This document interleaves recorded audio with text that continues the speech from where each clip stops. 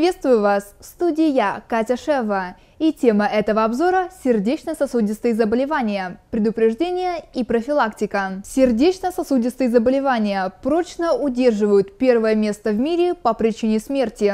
Дело в том, что сердечно-сосудистая система в процессе эволюции человека практически не изменялась. В то же время его образ жизни значительно изменился. Наши далекие предки, как известно, ежедневно испытывали на себе гораздо большие физические нагрузки. Сердечно-сосудистая система человека ориентирована именно на активный и подвижный образ жизни. Стоит ли говорить о том, что в современном мире возможность удовлетворять эту потребность организма есть не всегда? Таким образом, в группе риска оказывается практически каждый человек, независимо от пола, возраста и образа жизни. Как обезопасить себя от сердечных заболеваний? Как известно, риск развития заболеваний сердца увеличивает высокий уровень холестерина в крови. Следует при этом помнить, что сам по себе холестерин не страшен и необходим нашему организму для создания новых клеток. Так что ограничивать себя в продуктах, содержащих холестерин, следует только в том случае, если уровень этого вещества в вашей крови выше нормы. Очень часто заболевания сердечно-сосудистой системы возникают на нервной почве. Старайтесь свести стрессовые ситуации в вашей повседневной жизни к минимуму. Ни для кого не секрет, что от того, как мы питаемся, напрямую зависит здоровье нашего сердца. Учеными доказано, что обилие в нашем рационе жирного, соленого и сладкого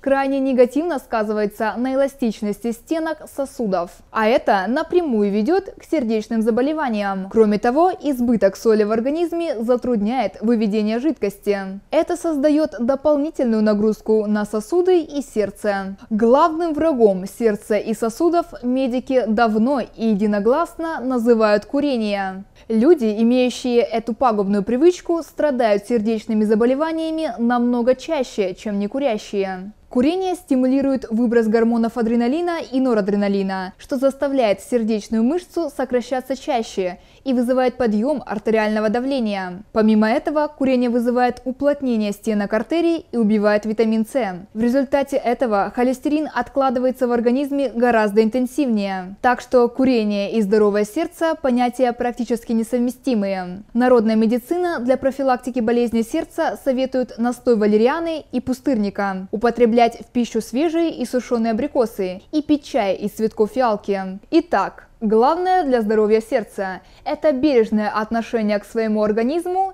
и позитивный жизненный настрой. Ну а я желаю вам быть здоровыми и не болеть.